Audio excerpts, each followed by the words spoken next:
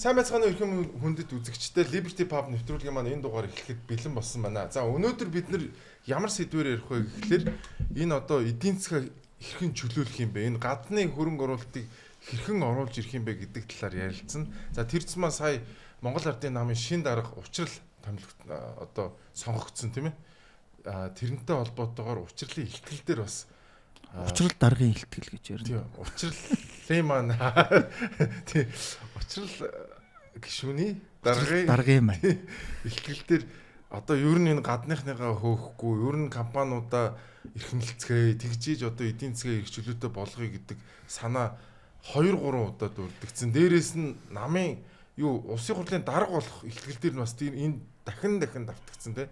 Тэгэхээр өнөөдөр бас ардын нам болон ардсан намын төлөөлөл байгаа. Тэгээд дээрээс нь эдийн засгийн одоо эдийн засгч гэдэг утгаар та бүхнийг урьсан юм байнамаа. За тэгээд шууд тулгаад эхэлтээ шүү манайхаа. Ёо чи одоо за нийслэл драфтаа угаад л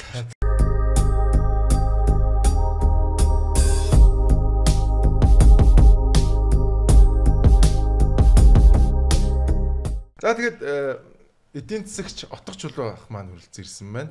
За ойрд нэвтрүүлэгт ороогүй манай амар санаа маань ирсэн байгаа. Тэгээд амар санаа маань энэ удаа эрэхтэй бас хөөхөө юу болсон.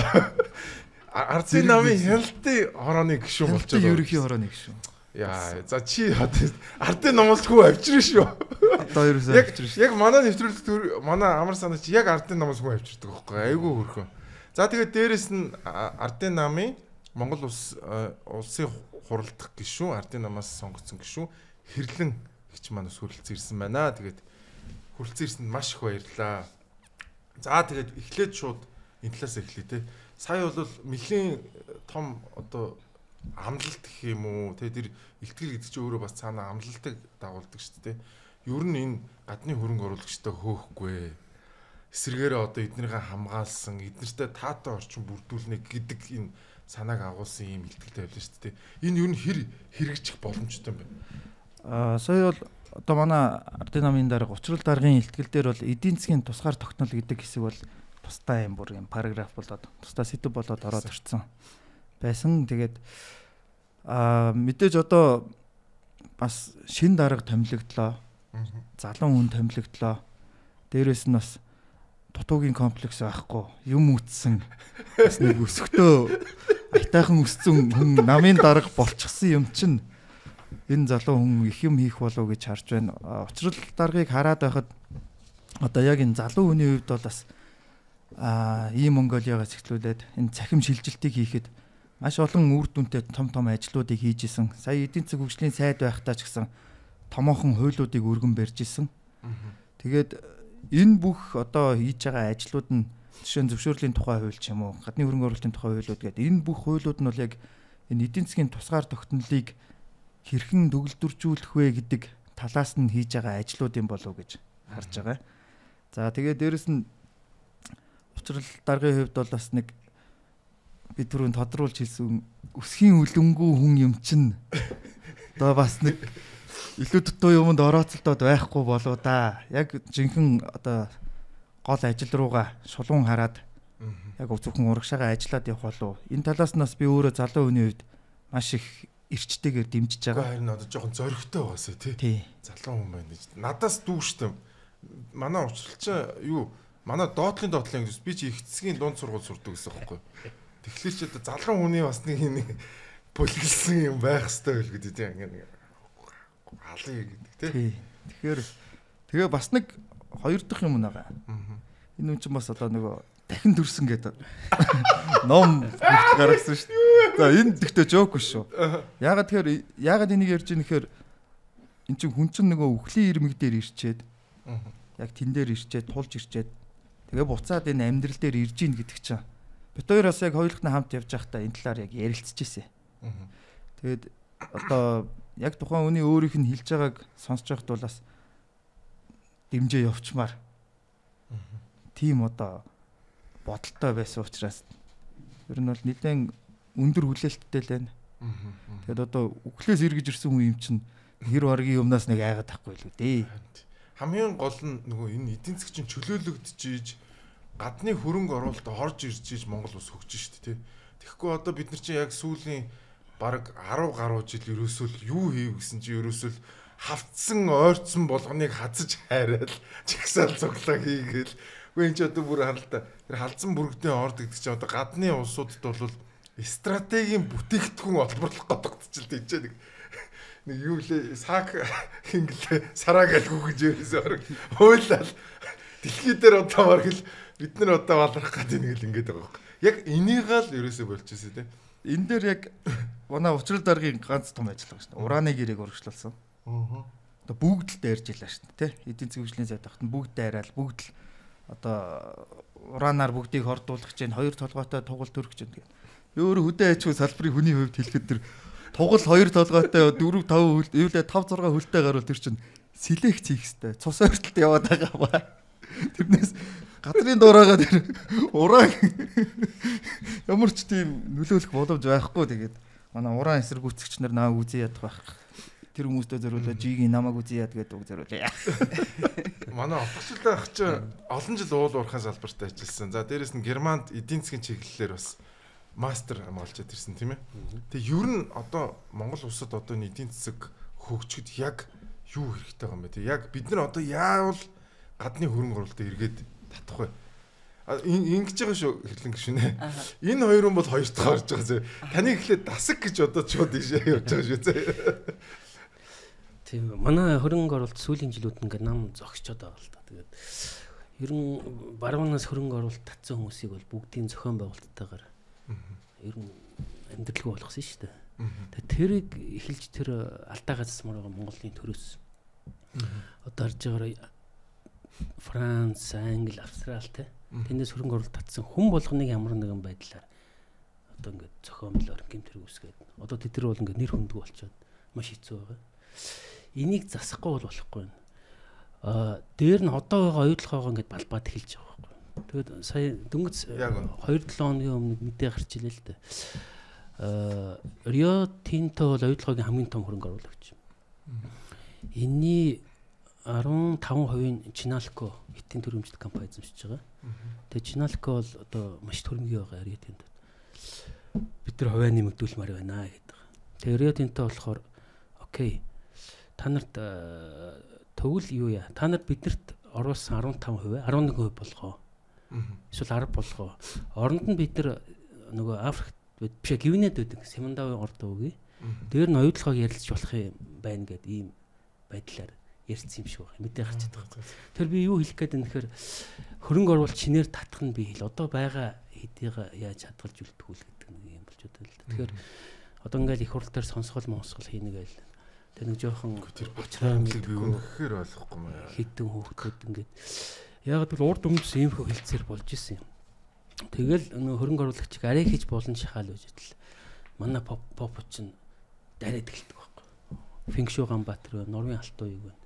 Ерөөсөө яг ингээл кинон дээр гардаг шиг те дайсантай байлдаж яхад араас нь өөрсдийнх нь орж иж бууддаг шиг л нэг ийм байдалд оруулчихдаг байхгүй. Тэгэхээр яг ингээд маш хүнд хилцээр хийж байгаа үед энэ их хурл дээр бас ийм үйлдэл гарч байгаа нь одоо тэр хүүхдүүд нэг бол туршлахгүй байна. Нэг бол юмар томоор харж чадахгүй байна. Эсвэл одоо тэр гадны том төрийн өмчтөний компаниудын бодлого бол бидний түвшнээс амар өндөр түвшинд очсон байна л гэсэн үг л дээ. Тэгэхээр энэ Монголын төр өөртөө алдаагаа засах хэрэгтэй байна. Тэгээд энэ гадаадаас хөрөнгө оруулалт татсан хүмүүс одоо уучлалт юм уу яад. Ер нь тэгээд инхгүй бол яг Учрал дарга бол тэр урааныг явуулсан үнэн. Гэхдээ энэ шийдэл чинь 15 онд бэлэн болцсон байсан. Ерөөс гарын үсэг зурж чадахгүй чинь 10 хэдэн жил болсон шүү дээ. Попорсоор байгаа. Тэгээд бүх юм ширээн дээр бэлэн болцсон байсан. Тэрийг бол зурж байгаа. Олон зориг л хэрэгтэй. Зориг гаргасан хүн л болчиход байгаа. Цаашаа зориглох юм бол өшөө олон юмуд байгаа боловч одоо тэгээд цаг дараад нь яриатай тэгээд асуулт чинь ингээд хариулахад өшөө олон гой бэлэг байгаа. Гадны хөрөнгө оруулалт татах гэж ярихаас өмнө одоо орцсон байгаа юм а яаж хамгаалах вэ? Тэгээ хамгийн том дайснууд бол энэ учраа мэдэхгүй улс төрчил болчиход байгаа шүү дээ. За та яг ордон дотор байгаа хүнийд ер нь ямар мэдрэмж байна те? Ер нь энэ хөрөнгө оруулагчтай хамгаалсан хууль муулаа батлаад учрал даргын ярьсан шиг бид нар болж чадхаар байна уу, чадахгүй байна уу, попчтой дийлэх нь үү, яах нь ер нь юу гэж бодчих. Тэгээд бас заавал миний асуултанд хариулагдах албагүй шүү зөө. Нөгөө хүмүүс чинь заавал яг тэр асуултанд ярих гэж зүгээр гоё чөлөөтэй өөрөөр ярина. За тэгэхээр сая Монгол Ардын намын 31-р хурал дээр одоо намын одоо дарагт нэр дэвшээд тавьсан илтгэлдээ учрал дарга хэлсэн л дээ. Ерөнхийдөө Монгол улсын тусгаар тогтнол ялангуяа Монгол улсын эдийн засгийн тусгаар тогтнол гэдэг бол маш хэврэг болцсон байна гэдгийг л бүр онцолж хэлсэн. Ер нь бол өмнө баярын хурал дээр бид нар дандаа л нөгөө амжилтуудаа их ярьдаг байсан шүү дээ, тий. Одоо тэрүүгээр одоо бахархах сэтгэлийг төрүүлэх. Энэ дээр их голж анхаардаг байсан бол энэ удаагийн одоо илтгэл дээр яг байгаа нөхцөл байдлыг бол элдв хийрхэл чамирхалгүйгээр нөхцөл байдал одоо хүндрэлийг бол тодорхой шулуухан хэлээд тэрнийхээ шийдэл гаргалгааг бол одоо нэгсэндээ тунхагласан тий. Тэр чин тунхаглаж байна тэр намын их хурал дээр улс орон даяар цацж байгаа энэ хурал дээр хэлж байна гэдэг чин дараад нь улсын их хурлын дарга болох бас энэ илтгэл дээрээ бас дүрдэж байна гэдэг бол ердөөсөө өөрийнхөө байр суурь энэ намаас авч хэрэгжүүлэх бодлогоо улс орон даяар зарлан тунхаглаж энэний төлөө бид нэр ажилтнаа гэдгийг бол хэлж байна гэсэн үг. Тэгээ тэр илтгэл дотор ер нь бол улс орны эдийн засаг өнөөдөр их амаргүй болчиход байна. Бид нар бол ердөөсөө хөрш хоёр улс орноос ингээд юм дэндүү хараатай болчлоо. Тэ гадаад худалдааны хувьд ч тэр за төлш эрчим хүчний хувьд ч тэр ердөөсөө л энэ хоёроос хараат болцсон байгаа шүү. Тун хэцүү болчлоо гэдгийг маш тодорхой хэлсэн. За тэгээд энэ дээр нэг юм зүйрэл хэлсэн л дээ одоо улс орны эдийн засгийг автомашинтай зүйрлүүл хөдөлгүүр нь хувийн хэвшил. За төлш нь хөрөнгө оруулалт. Хүрх цэг нь хөгжил, зорчих зам нь зах зээл, шудраг дүрмийг тодорхойлж түүнийг алагчлалгүй сахиулагч хамгаалагч нь төр өөрөө байх ёстой гэсэн ингэж нь хэлсэн байгаа. Ингээд зүүрлэж. Тэгээд бүх юмыг ингээд цогцоор нь уялдаанд нь харж бид нар улс орны эдийн засгийг босгоно гэж. Тэгээд энэ дээр гадаад хөрөнгө оруулалт гэдэг үл ердөөсөө л Монгол улсын эдийн засгийг цааш нь одоо хөдөлгөх одоо хүнээр бол одоо хүний бүх эд эрхтнийг холбох гол цус чинь хөрөнгө оруулалт юм шүү гэж. Тэгээд энэ дээр энэ илтгэл дотроо хэлсэн байгаа л да. Ер нь хөрөнгө оруулалтыг бол одоо дэмжин одоо саяны отгочлон одоо хэлдгээр одоо нэгсэндээ хамгаална, дэмжин. За тэгээд хөрөнгө оруулалтыг гадаад дотоодын хөрөнгө оруулалтыг бол одоо дэмжиж адил нөхцлөөр бол хангаж ажиллана гэсэн ийм санааг бол тодорхой хэлсэн байдаг. Ерөнхийдөө ер нь бол бид нар чинь гадны хөрөнгө оруулалтад арай илүү түлхүү хөнгөлөлт үзүүлэх, дэмжлэг үзүүлэх ийм бодлогыг барьж хэрэгжүүлж ирсэн. Ерөнхийдөө тунхаглаад энийг ингэж яриад идэг. Дотоод хөрөнгө оруулалтыг яаж дэмжих юм бэ гэдэг асуудал ер нь их төлөв орхигдоод исэн юм биш үү? Тэгвэл энэ хоёрыг чи яг адилхан нэг төвшөнд авч үзэж төрөөс дэмжлэг үзүүлнэ шүү гэдгийг бол бас энэ одоо өөрийнхөө илтгэлд их тодорхой хэлсэн байгаад байгаа. Тэгээд надад бас нэг хэсгийн зүгээр яг ингээд олон юм ярьж байсан. Тэгээ нөгөө төр ингээд нөгөө гай болохоор зай болно гэдэг үг бас хэлсэн шүү дээ илтгэл дээр. Тэр бол надад амар таалагдсан.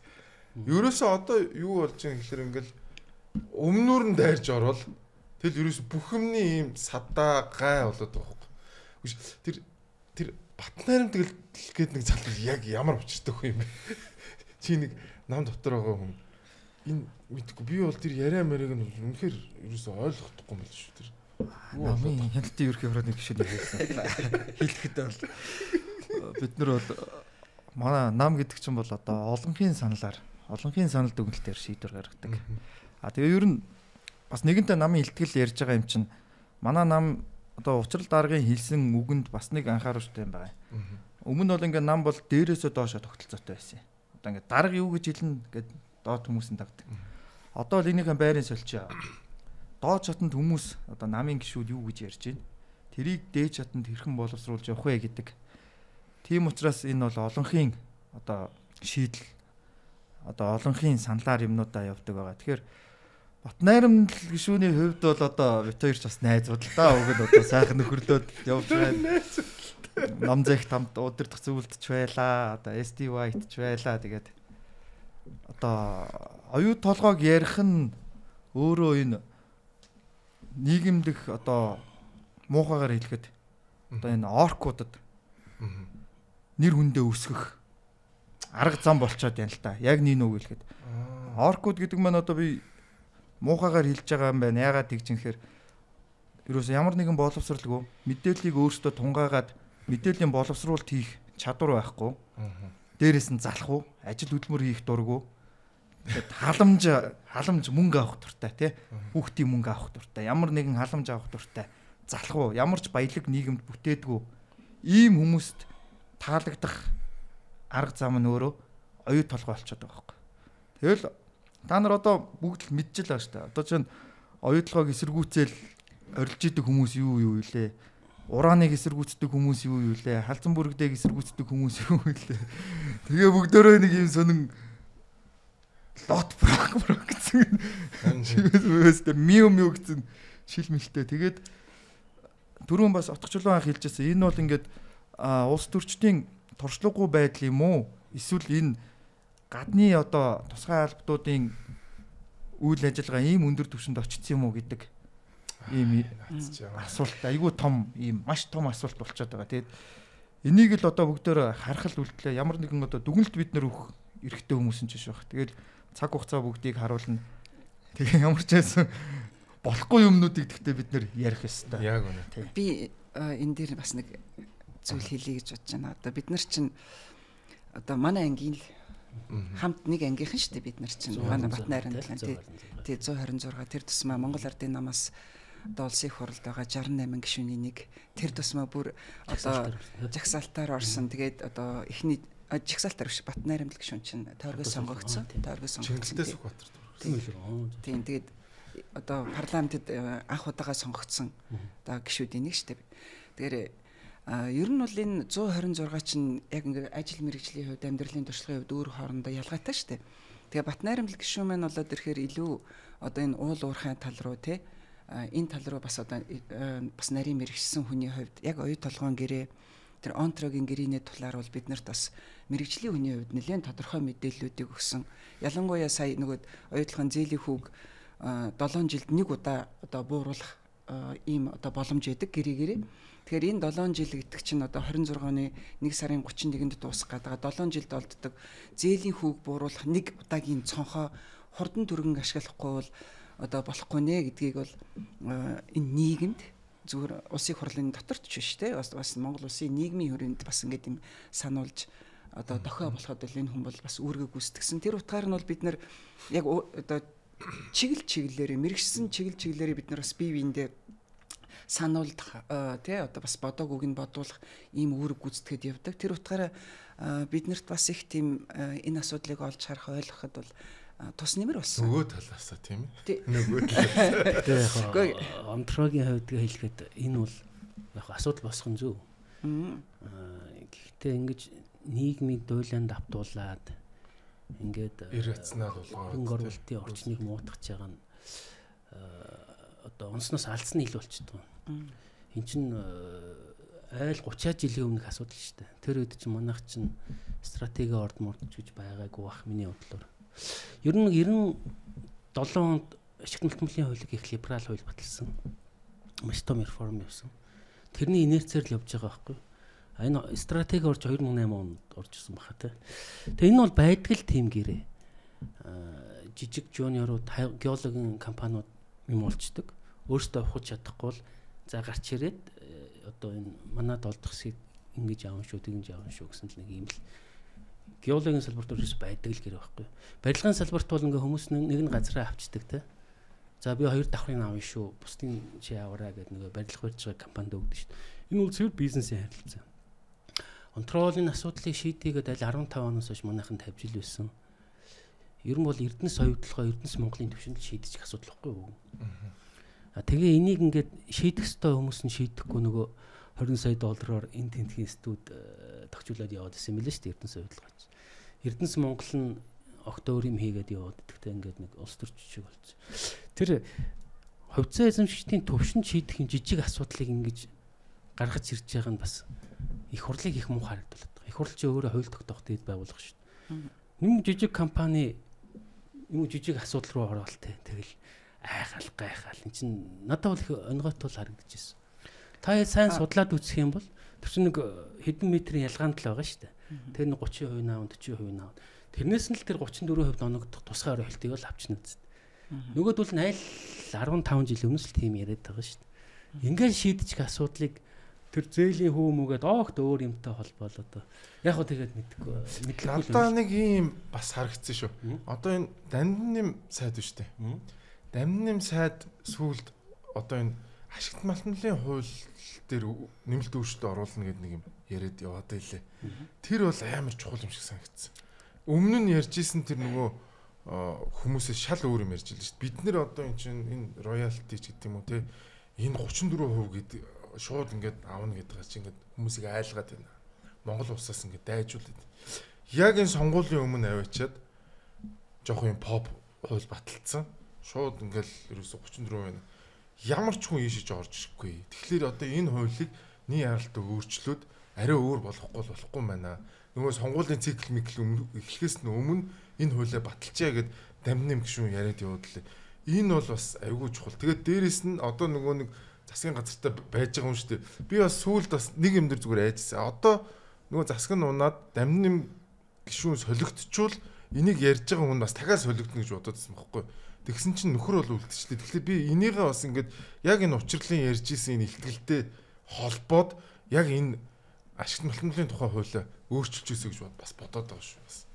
Энд дээр ингэж харж байгаа. Одоо гадны хөрөнгө оруулалт дээр бас нэг том хүчин зүйл нь тогтвортой засаглал болчиход байгаа. Одоо ингээд нэг нөхөр 50 сая доллар оруулж ирээ л да Монголд. Өгье гэ. Тэгэхээр засгийн газар нь яг 1 жил тогтвортой байх уу, 2 жил тогтвортой байх уу? Энд чинь өөрөө ингээд яг гэмбл болчиход байгаа байхгүй. Тэ Монгол руу мөнгө оруулаад засгийн газар нь огцроод дараагийн ямар сайд нь гарч ирээд ямар студийг тогтруулах мөнгө гэх тэ. Тийм асуудал гарч ирэх учраас энэ тогтвортой засаглал гэдэг юм чинь өөрөө бас маш чухал болчиход байгаа. Тэгээд энэ дээр бас сая учрал дарга маань бас тэгж хараад энэ засгийн газарт ямар нэгэн асуудалд нь оролцохгүй засгийн газар тогтвортой байх ёстой гэж харсан болов гэж харж байгаа юм. Тэгэхээр бас нэг бид нэр бас нэг юм ойлгох хэрэгтэй.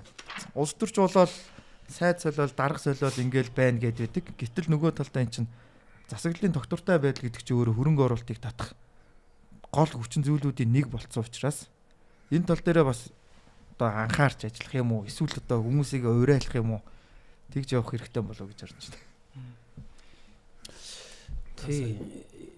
Ер нь манай энэ засаглалын тогтворгүй байдал бол хөрөнгө оруулалтыг түлхэж байгаа хамгийн том хүчин зүйл л дээ.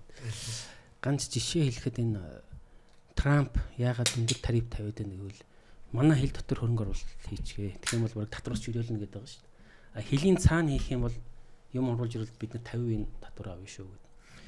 Эрдоган гэдэг Туркийн бас нэг дарангуй маягийн нөхөр байгаа тий. Тэр нөхөр бол ингээл Tesla гуйсаар байгаа л манад хөрөнгө оруулаач гэдэг. Германууд машин нээх орн бас л Tesla гуйсаар байгаад юу оруулж ирж байгаа. Tesla-гийн үйлдвэрийг оруулж ирж байгаа. Тэр үед бас нэг хөрөнгө оруулагчдыг биш юу лээ орон нутгийн ногоон хөдөлгөөнийх ингээл ардан байхаа орсууд мөнгө өгж байгаа бол ингээл эсрэг жагсаал хийлгэсэн. Тэрийг бол намд харсан л та Германд. За Хятадыг бол яриад хэрэггүй үсттэй. Тэр Шанхай дээр маш том гэга үйлдвэр барьлаа ш Tesla-г бариулаад бүр гуйж байгаа те хөрөнгө оруулалтын орчныг чөлөөлөд. Тэгээ өөртөө тэднээс дутхгүй том үйлдвэр барьж байна те. Эндээс ингээд харахад энэ том гүрнүүд чинь өөрсдөө хөрөнгө оруулалтын араас хөөцөлдөд тахад манайх л ингээл хөөгд байгаа байхгүй. Налзан бүрэг дээр их удаж байна. Оюутлогоо дээр одоо айгүй бол ингэж яагаад ирээ хөөж гарах юм шиг энэ тэр монтроо гэдэг жижиг асуудлаас болоо те. Тэгэд уучрал дарагч тэр зандан шатар сайдч тэр үнэхээр яг хэлсэндээ байгаас л гэж би бодож байна. Яг л ардын номын дарга нар чинь ингээл үе үйл гоё ихтгэл тавьдаг. Тэгээ нөгөө цаад суур нь угаасаа эн чинь нөгөө айгу сонин ном баггүй юу да. Оросууд хүчээр байгуулад өгсөн. Тэгээд ийшээ чинь одоо харцлан намд орж байгаа түрээс ойрголт хийлээ. Үнс суур нь ариун юм чиглүүлээ. Харцлан намын гишүүн одоо ингээ ардын намын гишүүний төвшөнд очихын тулд 5-аас 10 дахин хөдөлмөрлөдөг байхгүй юу? 5-аас 10 дахин зовлон туулж байгаа. Ардын намд бол ингээ шууд ороод ирнэ шүү дээ. Энд чинь нөгөө төр байсан намын учраас. Тэгээ эдгэр чинь нөгөө юу ойлгохоо болчиход байгаа маа. Зовлон ойлгохоо болчиход байгаа. Тэгэл тэр дотроо попч байгаа л ингээд явсаар байгаад том макро орчин ерөөсө харж чадгаа болчиход байгаа байхгүй. Одоо энэ сүүлийн 30 жилийн том юунуудыг харъя л да реформуудыг харъя. Өмч хөвчлэн. За ашигт малтмалын хууль. Ингээд харахад нөгөө энэ инерцээр нь авч явж байгаа юм чинь дандаа Ардын намынхаа хийж байдаг. Ардын намынхаа яадаг гэхээр алдаан дээр нь тоглолол ингээл өөртөө гарч ирэл тэгэл яг ярьсныхаа асар хийгээ залуучууд байж шүү дээ. Шинэ залуучууд яа тийм баг. Хийснийхэн тараас мэдээ гэж. Цагтаа оюурдэнсэн гоё юм ярьж илээсэн те. Одоо юу болчиход байгаа вэ? Тэр юу би бодож ин л та. Одоо гоё хатгаж шүү.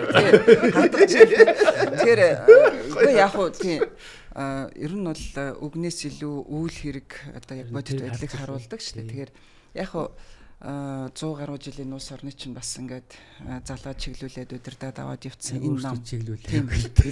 Ард нь өөр чиглүүлсэн тийм ээ. Тэгэхээр зандан шатар дарга бас гин гадаадын хөрөнгө оруулалтын талаар юу лээ нэ урьж ирээд урдаг залж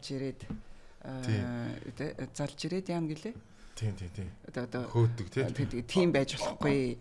Гадаадын хөрөнгөний ихтгэл дээр бас байсан шүү. Бас тий гарч ирсэн. Одоо би энэ учрал даргын ихтгэлийг ингээ барьцсан хараа сууж ин л та. Тэгэхээр ер нь бол гадаадын хөрөнгө оруулалт гэдэг бол зүгээр нэг мөнгө бишээ энэ чинь дагаад маш хэмжээний тийм технологийн төвшил ноу хау энэ бүх юм орж ирдэг. Тэгэхээр эн чинь бол өөрөөр хэлбэл манай одоо ажиллах хүч нь боловсон хүчнийг бас ингээд ахиц дэвшил гаргахад том төлөв үзүүлнэ. Гол ач холбогдол нь бол юу вэ? Төгрөгийн доктортой байдлыг хангаад байгаа. Манайх ч одоо ингээд экспорт өндөр болохоор ягаад төгрөгийн анш сулраад байгаа ингээд байгаа шүү дээ. Гэтэл нэг импорт болоо гарчдаг. А яг гадаадын шууд хөрөнгө оруулалт чинь нэг офис түрээслэн худалдаж явна, хүн ажилд авна. Тэр мөнгөний шингээд байгаа байхгүй. Монголд үлдээд байгаа. Тэр хэрээр төгрөгийн анш чанга байдаг те. А төгрөгийн анш сулрахаар яах вэ гэхээр манайх ч бүх юм импортлж байгаа учраас инфляц өсөөд. Тэгээ нөгөө манай масс ч ойлгохгүй юм л да. Өөрөөсөө нөгөө хөрөнгө оруулалтыг хөөж гаргадаг учраас нөгөө юу илээ баабар ахны хэлээд байгаа шүү дээ. Загсны ой сумж 8 секунд ч үлээ. Тэр манай мас ч өөртөө хөөж явуулснаа ойлгохгүйгээр яагаад ингэж төргийн аншуунаад нь бидний амьдрал муудаад байна. Тэгэхээр тэр зандан шатар даргын тэр хэлсүүг за тэрийг нь сая бас учрал дарга одоо илтгэлдээ бас дурдчихсэн. Тэгэхээр ердөөсөө энэ гадны хөрөнгө оруулалт гэдгийг бол бид нэр зөвхөн мөнгө гэдэг утгаар нь харж бас болохгүй маа тий. Энэ бол одоо ноу хау техник технологийн төвшил энийг угаасаа тийм шүү дээ. Одоо би одоо хүний ярьсныг би иш татж байгаа гэдэг утгаараа би хэлж байна л да тий.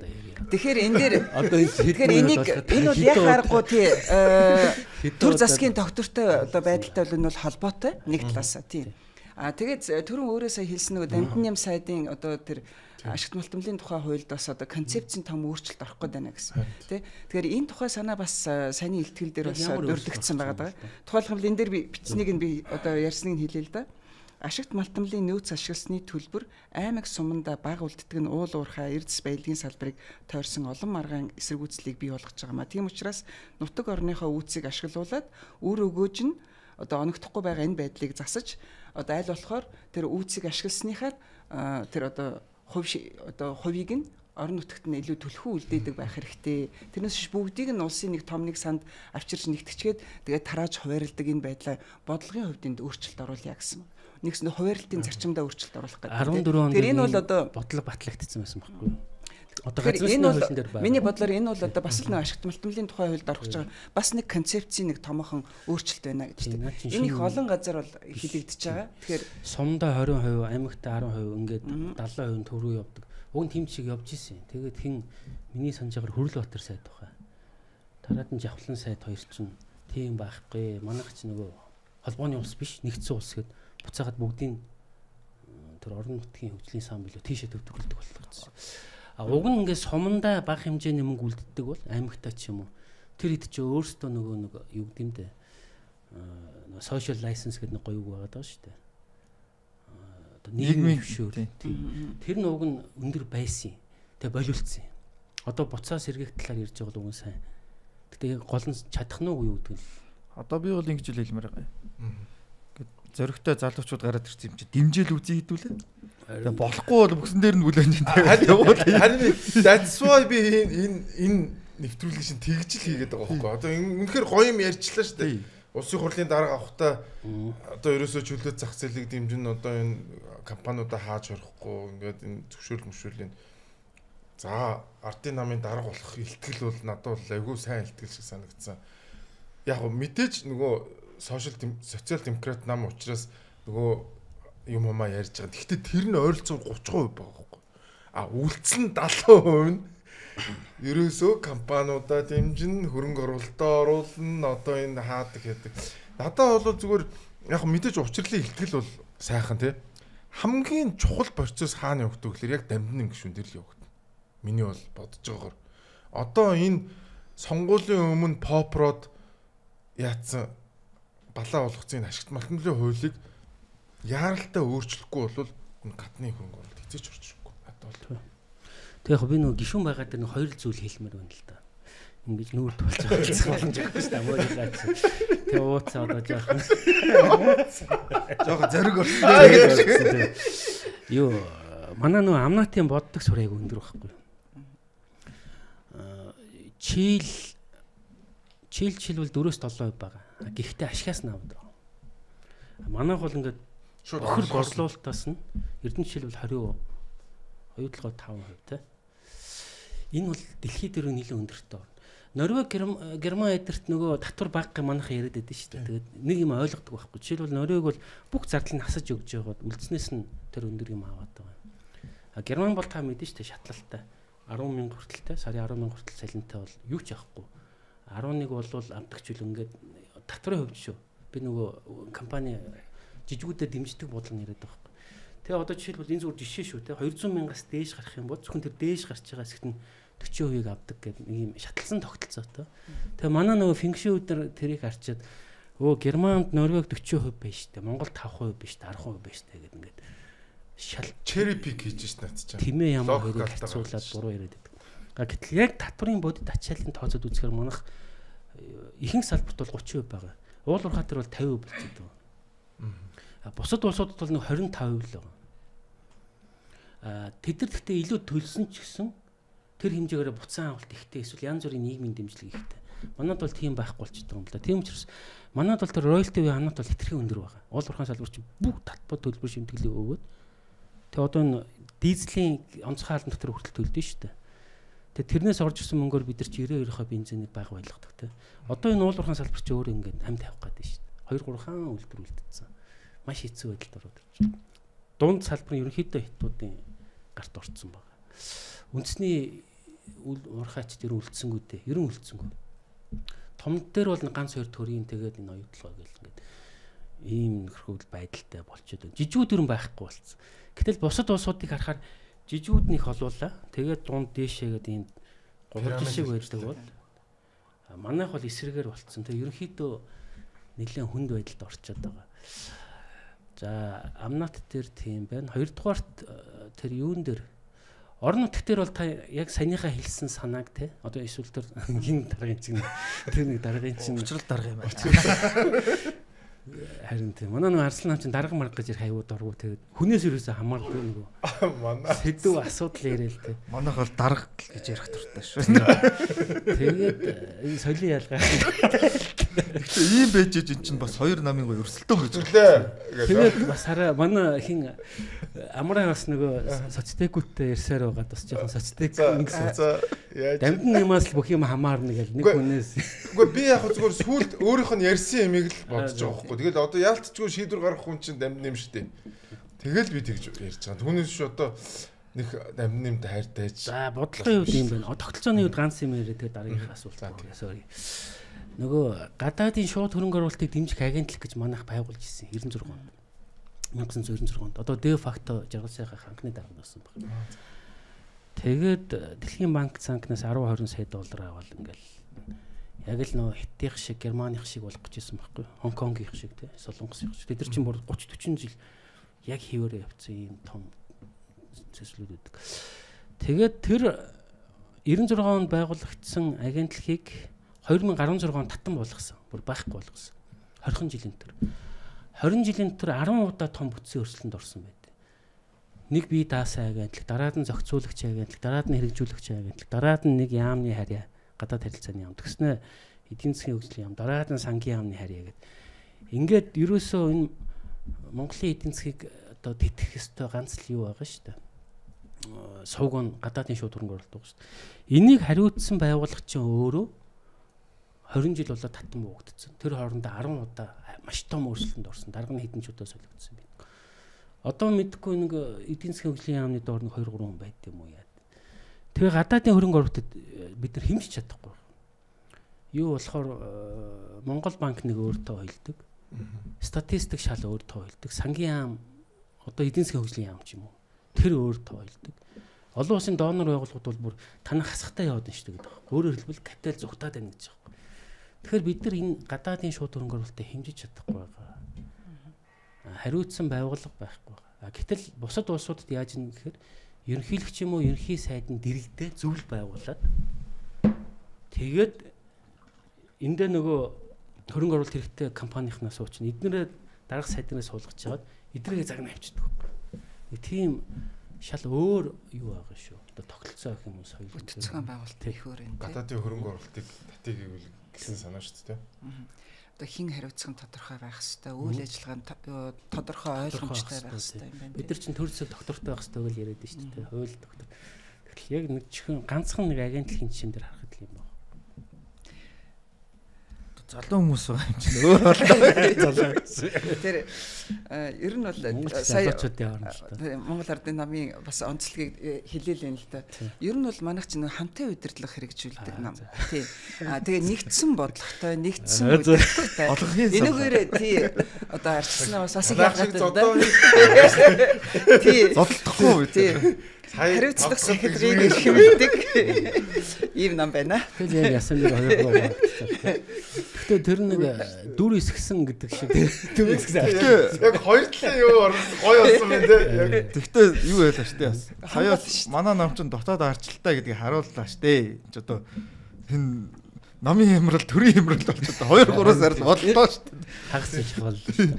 Тэгээд эн чин дотоод арчлал байгаад эн чин болохгүй бүтгүүгээ сайхан нэг нөгөө хилчиж байна. Хилж болохгүй сошиалоор сайхан сэвчиж байна. Тэгээ одоо сайхан гişүүд нь хуваагдаж байгаа доорно мэдгэлүүд хийцгээж байна.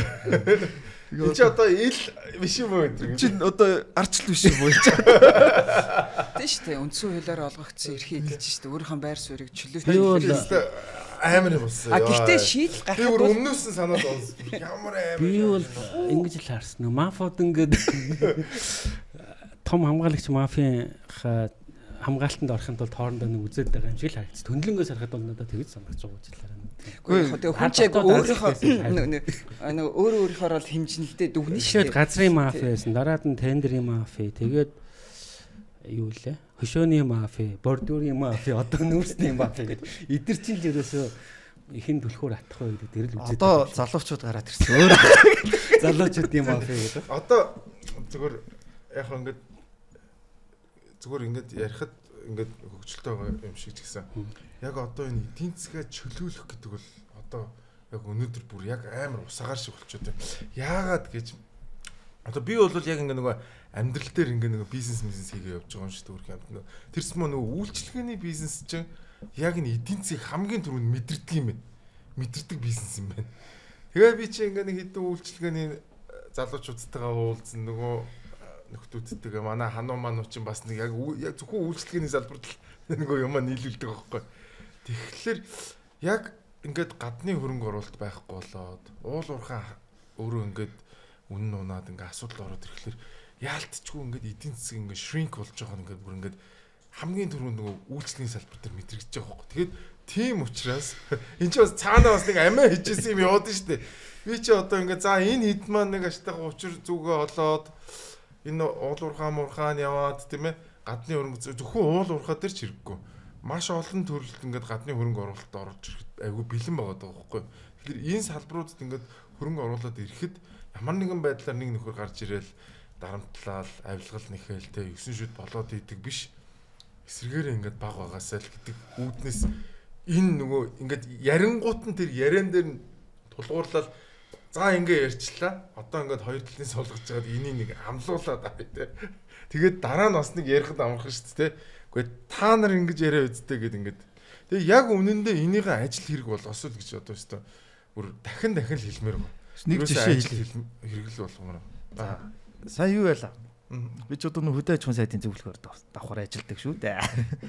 Тэгээд сая одоо 25 онд хөдөө аж ахуйн салбарт сая одоо 3 дугаар улирлын дүнг харахад одоо дотоодын нэг дүүхтэй бүтээгдэхүүний өсөлт 5.9% өссөн байна гэд гарсан байна. Тэгээд энэний 3.4% дангаараа хөдөө аж ахуйн салбараас бүрдэж байна. Тэгээд хөдөө аж ахуйн салбарын өсөлт 33.8% өсөлттэй гарч байгаа.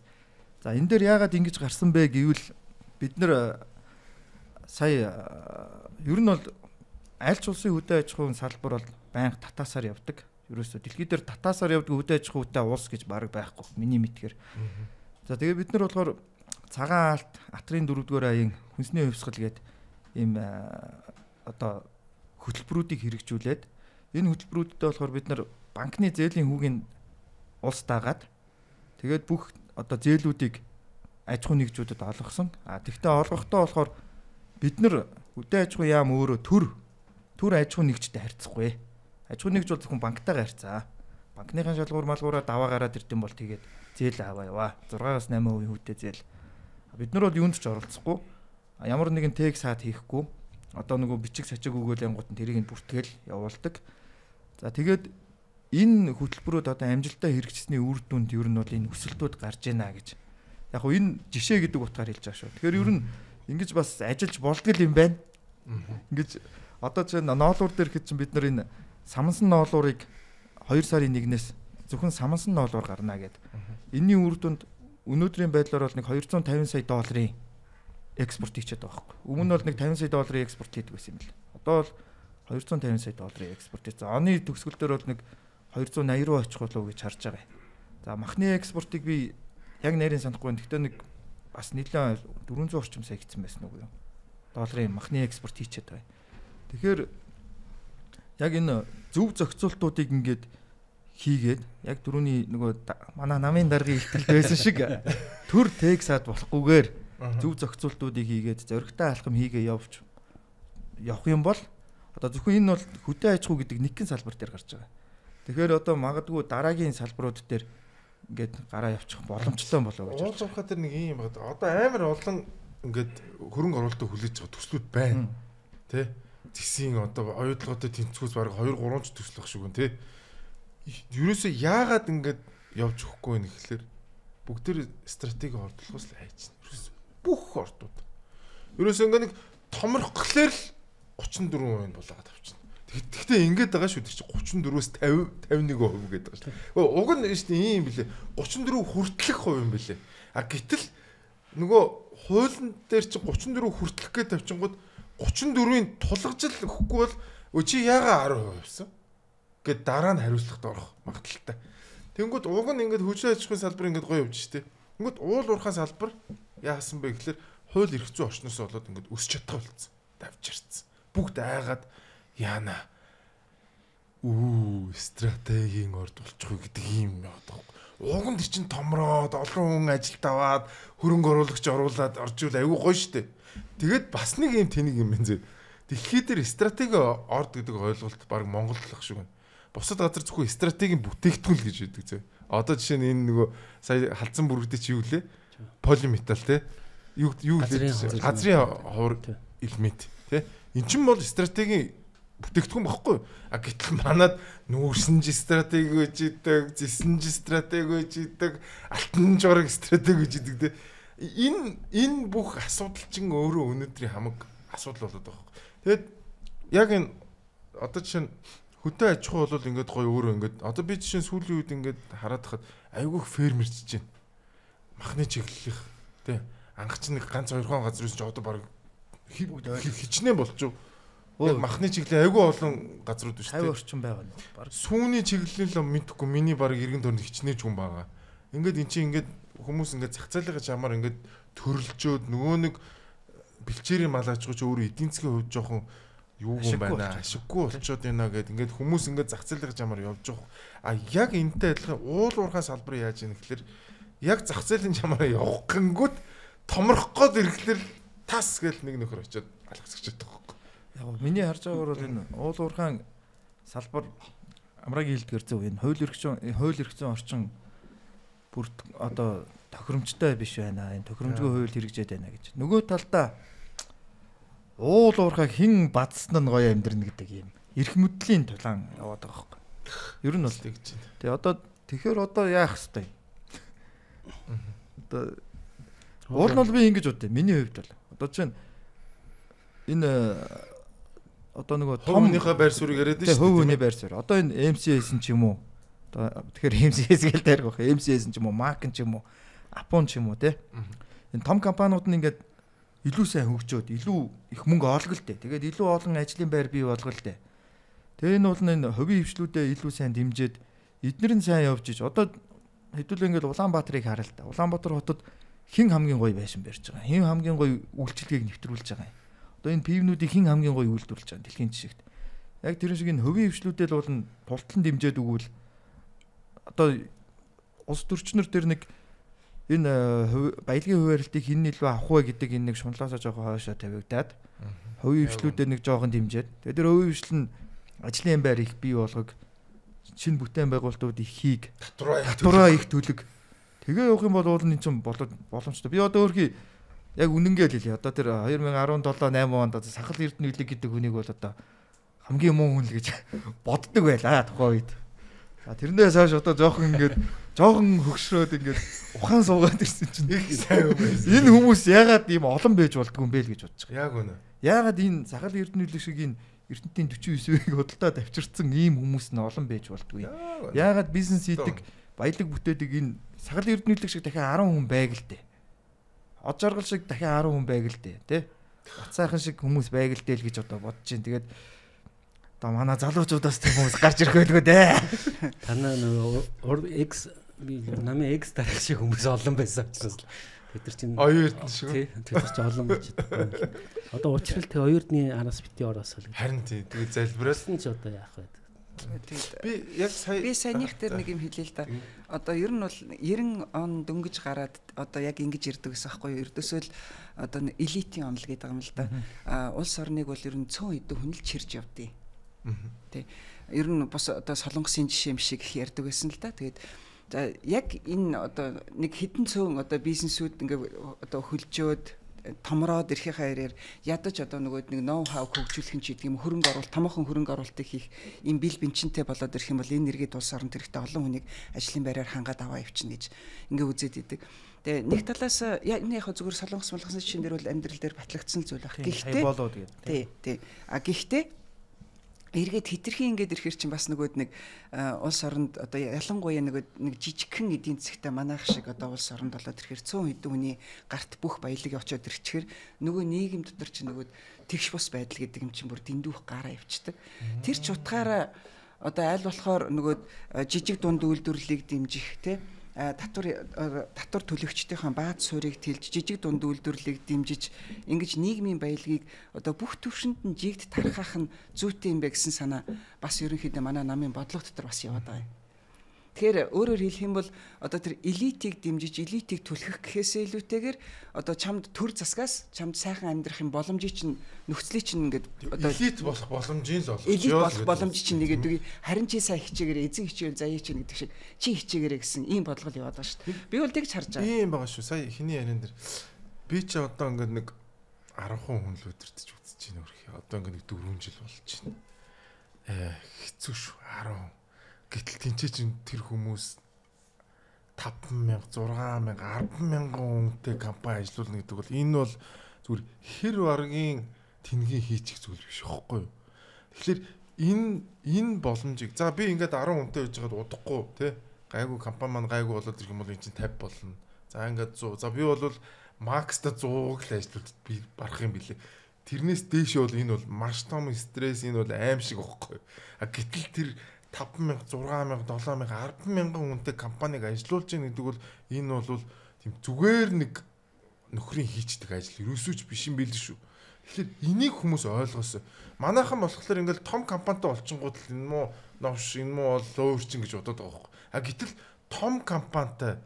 том компаниг ажиллуулна гэдэг бол асар их ухаан, асар их төвчээр, тэ асар их золиос юм байл шүү. Энэ бол зүгээр хүмүүсийг зүгээр ядаж нэг 3 хүн ажиллуулж үз. Тэгэхээр тэр хүмүүсийн зовлог ойлгох юм шүү. Тэр чинь Монголд амар. Йоо тэр хүний нөөц мөөц бол үнэхээр асуудалтай шүү. Хэцүү гэдэг шиг. Тийм 10,000 хүн ажиллуулах хэмжээний манай Монголд нэг 100 хүн багталдаг л Монгол зүгээр сэвгэл өгч нэр шүү. Тэгээ азар тийм хүмүүс байхгүй бол гаднаас оруулаад ирэх боломж байгаа гоё юм да тий. Тэгээ сая яг хуу тэр хэдэн том компани томроод ингээд нийгмийн тэгш бус байдал ч гэдэг юм урлагийн тэгш бус байдал нэмэгдэнэ гэдэг шүү дээ. Энийг тэр бусад улсууд яаж зохицуулсан байдаг вэ гэхээр одоо Герман жишээлбэл юу байгаа. Монополийн эсрэг нэг тийм компани байна. Байгууллага байна. Америкт бол хууль зүйн яамд иргэдэ. Одоо манайхаар шударга ёсны яам гэдэг юм л да. Ministry of Justice. Department гэдэг баха. Department of Justice. Тэгээд тэд нар бол салбар болгон руу ороод тоглогч нарын зах зээл эзлэх хувийн тооцоолоод аль нэг нь 30%-ээс дээш гараад ирэх юм бол шаардлага тавьчихж байгаа. Та нар юу яа? Жижигэр хоорондоо өрсөлдөд. Тэг айгу энгийн дөрвөн ойлгомжтой. Манад яг тийм сонгодог утгаараа монополик цөөхөн л дөө. Байхгүй шүү дээ. Байж магадгүй. Усных нь байж магадгүй тий. Дандаа төрийн гаралтай монополууд л байгаа. Олон улсын зах зээл дээр бол бусад улсууд ч харин эсрэгээр та нар монопол бол давуу байдал болж байгаа гэдэг. Ерөөсөө одоо хятад жишээлбэл BYD-га монопол болохгүй л үзээд шүү дээ. Одоо Chinalco шүү дээ. Би өчтөр юуг нь харлаа. Биш ээ, Zijin шүү. Zijin гэдэг хиттийн бас нэг саяхан томорч байгаа тийм олон улсад гарах суулгах компани байдаг. 115 тэрбум долларын үнэлгээтэй болцсон байна. Нодлын энэ чинь 60 хэдэн тэрбум доллар гэсэн байна. Тэр жилийн дотор нэг дахин өссөн. Манай эдийн засгийг 5 дахин үржүүлсэнтэй тэнцэх хэмжээгээр өсөж байгаа. Гэтэл Rio Tinto чинь зүтгээд одоо нэг 116 таа байгаа. Хамгийн том BHP чинь 130 тэрбумтай байна уу. Тэгэхээр хятад ингээд сая ингээ хамгийн том 50 компаниг харахад маш олон компаниуд орж ирж байна. Тэгээд тэднийг томруулахын тулд гадны профессоруудыг, гадны менежерүүдийг мөнгөөр зөтөл хавьдирч байгаа юм. Ерөөсө тууцынх нь 30-аас 50% бодлохоор Америкийн том бизнесүүд, Европын том бизнесүүд шинжлэх ухааны хүмүүсийн ингээ мөнгөөр зодож авчираад тэгээд та нар зүгээр давуу байдал болж байгаа. Монопол бол гэдэг. Дотоод зах зээл дээр хятад шал өөр бодлого хандж байгаа. Өрсөлд. За тэднийх бол бүр илүү хатуу 20%-аас дээш гараад ирвэл төрийн өмчийн компани байсан чинь жижиглчихэд байгаа. Тэгээ хооронд нь үзүүлээд байгаа. Манайх бол хэмжиж чадахгүй байна. Гэрөөс хэмжиж чадахгүй. Тэгээ гадаад зах зээл дээр монопол болох гээд үзээд байгаа хэдийг эндээ барьж авч байгаа.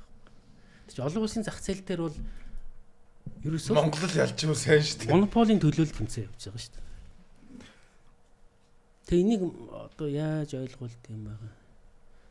Залуу хүмүүс ойлгох. Яг уу одоо бас ер нь ойлгож эхэлж штэ. Яг үнэндээ одоо тий бас энэ би сүүлийн үед бас гайхаад энэ Монгол одоо олон улсад монголчуудын нэр хүнд маш гоё өсөж байна. Одоо Монгол баг байна. Сая Physical Asia байна, Хүү амтлаг байна. Мишель гэдэг дуучин маань бас сая төрүүлчлээ. Манай Цэндбаатар гэдэг бокс ч байж байна. Ер нь яг нэг үгэлгэд би одоо энэ Монголын гадаад нэр хүнд бас айгүй сайхан өсөж байна. Тэгээ энэ үед нь бас одоо энэ манайх чинь дотроо бас нэг жоохон засаглалын хэлбэр бий явах. Засаглалынхаа тоглогч нарыг сольчлоо. Тэгээд бас нэг одоо бас ойлгож байгаа хүмүүс байгаа юм чинь. Залуу хүмүүс байгаа байна. Арай гэргээтэй харж байна. Гэтэл нөгөө талдаа бид нар энэ дотроо хурдан ойлголцож хурдан нэг шийдэлд хүрэхгүй бол манай энэ гадаад нөхцөл байдал чи өөрөө айгүй болж байна. Одоо энэ дайны нөхцөл байдал. Одоо дэлхий дээр дайнтай хэдэн ч газар байгаа юм. Тэгээд одоо хамгийн ил мэдрэгж байгаа нь одоо бидний энэ бензин түлшний асуудал байна шүү дээ. Оросоос ганц авдаг байсан ингээл бөмбөгдөөл бодоо болгочих чинь. Тэгэхээр миний хэлэх гээд байгаа санаа нь бид нар дотроо хурдан ойлголцож, дотроо ив хурдан хичээж одоо бие биенийг би түрүүнээс хойш хэлээд байгаа шүү дээ. Залуу хүмүүс гараад ирсэн юм чинь дэмжээд үзье. Дэмжээд нэг яг нэг одоо нэг шугамар дэмжээд тулт нь яваад үзье. Болохгүй хүртэл нь яваад үзье. Үнэхээр болохгүй бол тэгэл бид нар ямар сольж сураагүй ш. Тэгэл сольж штэ. Тэгтээ тэр хүртлээ бид нар ингэж явуул болд юм байна, ингэж явуул болохгүй юм байна гэдээ бас бүгдлөөрөө суралцаал явж байгаа юм чинь одоо нэг талаас нь дэмжиж гээд тэгж бодчих. За хоёрдугаарт нэг зүгээр чал дали юм хэлчихье. Үзэгчдтэй хандаж хэлгээд. Одоо бидний гадаад нэр хүнд сайхан өсөж байна. Би одоо ингээд саяас Европын улсуудаар явхад хаанах вэ гэж асуухад Монгол гэдээ бахархалтайгаар хэллээ. Өмнө бол Солонгос, Япон гэж хэлдэг байсан. Арай чаттад гэж хэлж байгаагүй. Тэгээд одоо бас энэ өвлийн аялал болж байна манайхан. Өвөл болж байна гадагшаа явахтаас бүгдөө гоё улсынхаа нэр нүрийг бодоод бүгдөө соёлтой сайхан аялцгаан шүү. Ганцхан та нарын нэр хүнд шин чи Монгол гэдэг улсын нэр хүнд гарч байгаа учраас аялж маялахтаа бүгдөө жоохон соёлтой юм үтсэн юм шиг аялаад одоо тэр хулгай зэлгээ хийгээд идэг хүмүүс аль болох гадагшаа явахгүй эндээ байгаар гэж хүрээлээ та. Гой. Би одоо ерөнхийдөө ер нь юм ингээд бас нэг эмхрэх, зэгцрэх тал руугаа одоо ирчээ авч эхэлж гин гэж би харж байгаа. Өөрөөр хэлэх юм бол би бас одоо ойрын ирээдүйд амьдрал сайхан болох нэ гэж би гэгээлэг өнгөтэйгээр харж байгаа. Тэгэхээр ер нь бол бид нэр бас одоо буруу юмыг бол илэн далангүй ярьцдаг. Зөв юмыг бол дэмжиж хүчээ нэгтгээд явцдаг байх хэрэгтэй. Яг энэ цэгцрэх талдаа бол монголчууд бол угаасаа цаанаас байглаас заяагдсан нэг тийм өгөгдөлтэй ард түмэн. Тэр энэ одоо цэгцрэх процесс минь хурдан үргэлжлэсэй л гэж бодож байна. Нүүдэлчдийн нэг давуу тал нь яг нэг юм эрх мэдлийг удаан ингэж барьдаг юм шиг байна тий. Яаж ч хичээсэн тэгээд тэр эрх мэдлийг нэг газараа концентрат хийх бол буруу юм яваад байвал эн чинь нөгөө зөнгөөрөө мэдрээд тэгээ нийлээд хав гэж солилцоод дараагийнхт нь боломж олгож байгаа юм. Тэгээд яс олон сүүлийн асуулт яваад байгаа хүмүүс зүгээр чөлөөтэй явж байгаа. Чөлөөтэй явж байгаа. Тэгээд таныг ярьсны дараа яг хамгийн сүүлийн базалт яа. Базалт байх юм. Тэгээд одоо цэгцрэх хөдөлгөөн ингээд яриад байх шиг байна тий. Зандаа шатар дараагийн ном байдаг манай. Дараагийн маань. Тэгээд цэгцрэх хөдөлгөөн гэж ном байдаг шүү дээ. Оо за. Философи байгаа. Энэ Монголын хөгжлийн одоо энэ саар бэрхшээл чинь ингээд 20-30 жил тодорхойлоо байхгүй. Тэгээ шийдэх гээд уг нэлээд олон тийм бодлогын баримтчууд гарч ирсэн. Одоо тодорхой хоёр юм хэлэхэд нэг нөгөө үндэсний аюулгүй байдлын үзэл баримтлал байна. Тэрнэр жишээлбэл нэг хоёр заалт үйд. Манайх одоо гадаадын хөрөнгө оруулалт орж ирэх юм бол яг л нөгөө нэг Америк, Германаас санаа авцсан. Нэг улсаас 30%-аас илүү гаргаж болохгүй шүү гэдэг. Одоо тэр бол алдагдчихсан явж байгаа. Импорт дээрч адилхан. Ингээд нэг их усрээс хараад үжлэхгүй шүү. Одоо бол бид нар Оросоос 100% хараад байгаа тийм. Тэгээ тэр үед яаж оролцсон бэхээр Солонгосоос, Казахаас, Хятадаас хүртэл аваад уг нь бэлэн дид бүтсэн байгаа. Ингээд сэргээчгэд. Тэгээ ягаад ч юм тэрийг болиулаад буцаагаад Оросоос авдаг болгочиход байгаа. Тэрийг би ерөөсөй ойлгохгүй. Хөрөнгө оруулалт дээр уг нь ингээд Германы бүх томчуудыг оруулж ирсэн шүү дээ. Siemens, ThyssenKrupp, Deutsche Bahn. Эдгээр чинь хотын төвийн хідэн офисуудын давхрын тэр чигээр нь хөдөлж аваад овоо сайхан явж чинь дараад нь өөр засгийн газар гарч ирсэн. 16 оны сонгуулийн дараа. Тэгэл бүгд за монголчууд бүтэхгүй байна гэж гараа явж байгаа юм. Тэр үед ямар бодлого өрнөлдсөн бэхээр аль хор ингээд юу яа нийлүүлэлтээ олон байлгая тэгжиж хооронд нөрсөлтүүлье. Хятад одоо яг тийм бодлого баримталж байгаа байхгүй.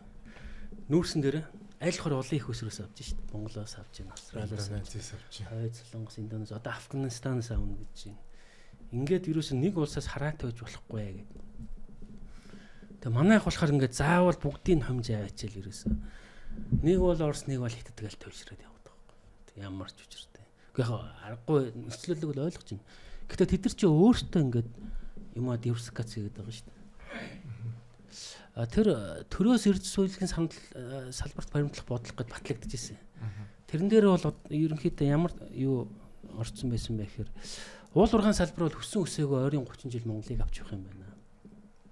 Герман тэгж өгдсөн тийм үү 1500 онд Герман уул уурхаагаараа хөгжсөн. Дараад нь Англи, Америк тэгсэн, Орос тэгсэн, Япон цаашаа Орос одоо ч тэгсээр байна. Япон 150 жилийн өмнө шүү дээ. Яг Монгол шиг Монгол чийл хоёрыг нийлүүлснээс илүү дэлхийг зэсээр хангадаг гэсэн баг. Ерөөсөд Япон хэр зэсгэж ойлгохдохоор тийм түүхийд экспортлогч орн байсан шүү дээ. Тэгээд одоо энэ сүүлийн зэсийн уурхай том үйлдвэрүүдийн патентууд бүгд Япончууд. Тэр чинь 100 жилийн өмнө хоримтлагдсан мөнгө юугаа тийшээ шилжүүлсэн. Тэгэхээр манайх яг ингээ хөгжлийнхаа хувьд яалчгүй л нөө явах хэвээр замаараа л явж байгаа байхгүй. Тэгээ энийг суралцаад дэмжээ тэг гол нь бид нар диверсификацаас хийх хэрэгтэй байна тий. Тэг энэ юугаа одоо сэргээн гэж хэлэхэд таашийн.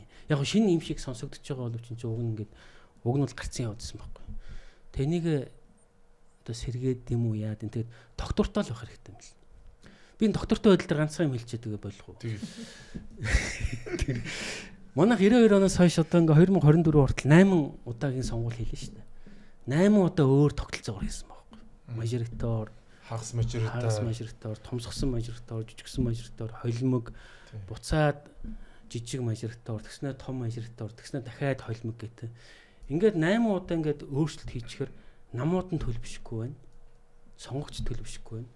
Төр төлөвшөхгүй байна. Германийг хар, Америкийг хар, Хятадыг хар, ерөөсө 50 жил яг нэг сонгуулийн тогтолцоогоор. Ядаж тэр мэрэндэл юу яахгүй бол ингээд цаад тэр нөгөө төр бүрдүүлж байгаа процесс маань өөрөө тогтвортой байхгүй л. Тэгэд бодлогомж тогтворгүй. Ерөөс манай хөгжлийн ерөөс хойш болоод байгаа ганц зүйл тэр Монгол хүмүүс бол яг хувь хүнийхээ төвшөнд бол өрсөлдөх чадвартай байхгүй тэр цог хүлээ мөртөл. Яг ингээд төрийн төвшин, бодлогын төвшөнд очихоор л тэгэл манай одоо ирэх өрж байгаа намынхан жирэн тэгэл алдаа хаана байгаа нэрхийдээ яах вэ? Манай нам ч яах вэ? За ингээд бадсан юм манайхаа. Ерөнхийдөө нэвтрүүлэг маань амар хурдан дуусчлаа тий. Зүгээр хүй хай хийх завдлаг бол дуусчлаа. Юу ч ярьж авчихсан. Тий. Дөнгөж халж итлээ. Тий. Тэгээд хэдүүлээ гоё бацаад дуусгая. Бид нар аль хэдийн нэг цаг ярьсан байна. Одоо тэгээд бацаад.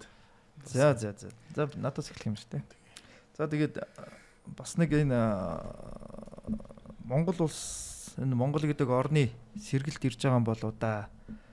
Энэ гадны одоо шоунууд ингээл гадаад нэр хүнд маань бол их сайхан өсөж байна.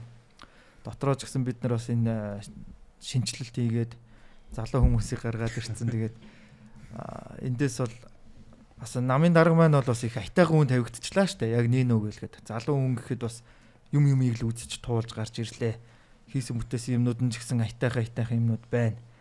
Тэгээд одоо сайхан дэмжээл зөв юмн дээр нь дэмжээл буруу юмн дээр нь одоо болохгүй бүтгүүгийн шууд нүүрэн дээр нь нийлхийлэл сайхан дэмжээл яваад үзье. Тэгээд бас нэг цаанаасаа нэг айтайхан болчих юм болов уу гэд айгүй их өөдрөг манай намынхан дотор бол их өөдрөг гэрэлгийгээтэй харж байна. За тэгээд одоо бүх юм сайх жигдрэх юмдаа орж ийн л гэж харж байна. Тэгээд гайгүй жигдэрч хөлгөө дээ. Тэгээд тэр болтол нь бүгдөө одоо сайхан ажиглал явъя да. Эмхтэйг хамгийн сүүлд. Ladies first. За тэгээд юмны үнд урьж яриулсанд баярлалаа. Пявер дайлсанд баярлалаа. Яг уул уурхаа эдийн засгийн хөгжил гэсэн сэдвээр бид нар ярьсан гэж ойлгож байгаа тийм. Тэгээ ерөнхийдөө дахиад нэг 20-30 жил бол уул уурхаа Монголыг авч явна шүү дээ. Одоо өөр юу байхгүй, зам байхгүй, өссөн үсээгүй. Тэнийг айллахаар хөрөнгө оруулалтыг татаад босод салбарлага хөгжүүлэхийн тулд уул уурхаа ч өөр 90 цент хүрэх хэрэгтэй байхгүй. Гэтэл 90 цент хүрээгүй байгаа. Манайх ингээл уул уурхаа гэл томорцсон юм шиг л яриад байдаг. Манай уул уурхаа экспорт чинь саяхнаас нэг 10 тэрбум доллар болж байгаа байхгүй. Гэтэл нөгөө уул уурхаагаар хөгжсөн улсуудыг хараад тахад эн чинь 100-аас дээш тэрбум долларын экспорт хийж ийж хоригдлогдчихэж тэ. Тэгэхээр нөгөө физик инх төрийн ахын яриад байдаг шиг л физикийн шилэн ухаанд байдаг шүү дээ нөгөө critical mass гэдэг нэг тодорхой хэмжээгээр масс болж иж дараагийн шатандаа гардаг тэ. Тэрэнд очих хаа байсан болоогүй байгаа. Тэгээд ямар ч нэг уул уурхаагаа дэмжиж яваад үзье. Тэгээд эрх хэрэгч нам дотор шин залуучууд гарч ирж байгаа юм байна. Өмнөх алдаагаа тавтахгүй байгаасаа гэж найдаа. Ерөн бол орчин үед бол тэр төр ирэх барьж байгаа нам эднээс үл шалтгаалаад тэнд хэм байна үл хамааран хувийн хвшилт эртний нийгэм одоо хэвлэл мэдээлч гэдэг юм уу тийм. Эдгээр чи өөрсдөө хөгжлийг аваад явдаг болцсон л тоо. Тэг манайх бол тэр шат руугаа явж байгаа. Зүгээр нөгөө яалчгүй л нөгөө нийгмийн дүрмийг зохицуулж байгаа хууль тогтоогч нар маань өөрсдөө ингээд залуу байнгаа нэг бодлын сайн хэрэг нөгөө талын айгүй туршлахгүй учраас урдах юмаа сайн мэдэхгүй байна. Хоёрдугаарт ингээд тогтолцоогоо өөрсдөө эвдэд байгаагаа ерөөсөө ойлгохгүй. Одоо нэг сонгууллаас сонгуулийн хооронд юм хараад байна л да. Тэгэхээр нэг жоохон томоор хардаг болоос л гэж боддог юм байна. Хэрлэн гişүн. За тэгээд хэрлэн гişүнтэй нэрээ анх удаага танилцж байна. Хоёулаа баг би бинийг анх удаа харж байгаа. Өгтөө би сошиалаар өөрөө чинь зөндөө харж ирсэн. Нэг урсгалтай хараад ирсэн биш үү? Сайн хүн байдг юм байна. 28 он сонгоороо гэж. Тэгэхээр хаяад жагсаалтын тойрог дөр очих уу эсвэл дахиад жагсаалт руу орох юм уу? Та чинь жагсаалтын хөлөө би жагсаалтын 14-т жагссан байгаа. Тийм тэгээд за нэвтрүүлэгтээ урьж оролцуулсанд баярлалаа. Тэгээд анхудаага би яг подкастаар одоо ингэж бас өөрөө байр суурь илэрхийлж ярьж байна л да. Тэгээ өнөөдөр одоо Монгол Ардын намын 31-р хурлын одоо дарагт нэр дэвшиж явах үедээ тавьсан илтгэлийн хүрээнд энэ дотор байгаа гол санаануудыг өгөхийг бас хичээж ярьлаа. Тэгээд бид нар өнөөдөр ер нь төр засгийн үйл ажиллагаа тогтвортой байх гэдэгт өнцгөөс их ярьж байна те. Тэгээд дээр нь би нэг юм хэлмээр байгаа нь бас одоо яг зорьсондоо тууштай байх гэдгийг бас нэмэн хэлчмээр байгаа байхгүй юу. Бодлого нь тодорхой, тогтвортой, дээр нь тэгээд тэрэндээ тууштай байх. Энэ олон түмний өмнө одоо тунхагласан одоо энэ концепцийн том өөрчлөлтүүд хийх гэж байгаа энэ бүх юмда одоо манай намын удирдлага бас юм тууштай байж улс орны хөгжилд бас их ихэнх хөгжил дэвшлиг авчирч чадна хаа гэж би итгэж байна. За ингээд нэвтрүүлэгтээ орж оролцсон. Хаас өөрөө тууштай гэж чадна. Чадна. Би хэрлэг шүтээ болбоотой нэг чухал юм хэлж. Манай намын жагсаалтын гишүүд манаас зарим нь даанч байгаа. Үнэнгээ хэлье хөвгний хөвөр. Хэрлэн гишүүнийгээ харахаар бас тэр бодол маань дарагдд юм аа. Өмнөх нэвтрүүлэгт Лука гишүү орсон ба? Лука цагаалаа. Яг таны номер 1. Оо тийм. Тэгээд хэрлэн гишүү манаас яг үнэхээр жагсаалтын гишүүдийнхэн балаа үйлдэлийн нүрийг бол ганц тахалж байгаа юм шүү дээ. Тэр жагсаалтын нэр хүнд унах гэдэг байгаа шүү дээ. Тийм үү? Нэр унах гэдэг байгаа шүү дээ. Ганц аварж байгаа хүнд ажиж. Арслан намынхан л аварч явах шиг байна да жагсаалтын. Бас эмгтээчдийн код тийм. Энэ танахаас цэлгүүн манай цэнгүүн бас яг наач сууж байгаа ярьсан. Яг энэний өмнөх нэвтрүүлэг. Танахаас цэнгүүн гişүү манахаас хэрлэн гişүү тэгэл яг хоёр эмгтээ болж шүү дээ. За маш их баярлалаа ямарч байсан. Тэгээд миний өнөөдрийн хүргэсэн санаа яагаад би өнөөдөр энэ нэвтрүүлэг хийсэн бэ гэхээр энэ учрал гишүүний ингээд ихтгэл бол ингээд аягүй гоё явчлаа. Гол учрал даргын одоо яриа бол ингээд явчлаа. Гол нь энийг хэрэгжүүлсэн. Энийг үйлдэл болгоосоо тий. Ерөөсөө л энэ. Тэгэхгүй бол бид нар ингээд яриад л ингээд ярих тоол нь ингээд цаг хугацаа өнгөрөөлөдөг. Тэгээд тэр хугацаанд ингээд бидний амьдрал ингээд бид нар чинь ингээд урсаал өнгөрч байгаа шүү дээ. Би сая өчигдөр өөрийнхөө нэг постыг харлаа татвар нэмэхээ зогсоо гэд яг 15 жилийн өмнө тийм хөдөлгөөн өрнүүлж ижээ. 15 жилийн өмнө би 25 настай байжээ. Тэгтэл яг би 40 настай өнөөдөр. Тэгээ 41 настай. Дахиад нөгөө татвар ярьсаар л байгаа байхгүй. Тэгэхээр бити юм болоосоо тий.